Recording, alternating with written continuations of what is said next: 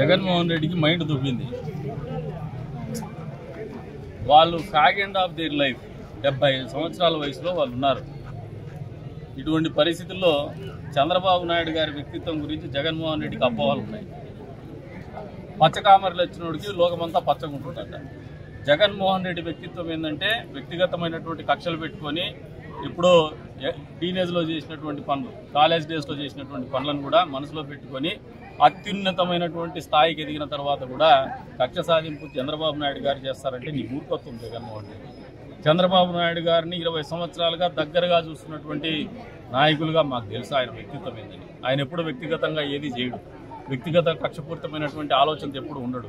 ఆయన ఆలోచన ఎప్పుడు కూడా ఈ రాష్ట్రంలో మంచి పనులు చేసి మంచి పేరు తెచ్చుకోవాలా, భారతదేశంలోనే కాదు ప్రపంచ దేశాల్లోనే తెలుగు వాళ్ళని, తెలుగు జాతిని అగ్రస్థానంలో నిలపాలని నిరంతరమైనటువంటి ఆలోచనతో ముందుకు పోయేటువంటి వాడు.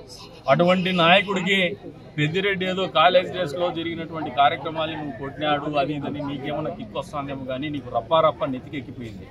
మీ నాయకులకి నెత్తికెక్కిపోయింది. మీరు ఆలోచన చేసేది తొక్కుకుంటూ పోయేటువంటి ఆలోచన, తలల్ని తొక్కించేటువంటి ఆలోచన. చంద్రబాబు నాయుడు గారి ఆలోచన తలరాతలు మార్చల్లా, ఆ తలరాతలు మార్చే క్రమంలో వాళ్ళ జీవితంలో మంచి జరగల, ప్రతి ఒక్కరి జీవితంలోనే ఆలోచన చేసేటువంటి వ్యక్తిత్వం.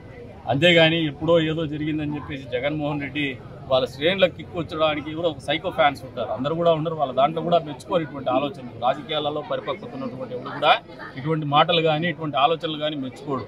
జగన్మోహన్ రెడ్డి మైండ్ దొబ్బి పిచ్చి పరాకాష్ఠకు పోయి లండన్ మందులు కూడా పనిచేయలేనటువంటి పరిస్థితుల్లో క్యాడర్ చేజారిపోతోంది. క్యాడర్ రోడ్డు మీదకి రావడం లేదు. పార్టీ మనుగడ ఏ రకంగా ఉంది, మనుగడ ప్రశ్నార్థకంగా మారుతోంది. మళ్ళీ జైలుకు పోవాలేమో అనే ఆలోచనతోనూ భయంతోనూ వణికిపోతూ ఈ రోజున చంద్రబాబు నాయుడు గారు ఎందుకు భయపడుతున్నారని చెప్తాడు, చంద్రబాబు నాయుడు గారు కక్ష సాధింపు అని చెప్తారు.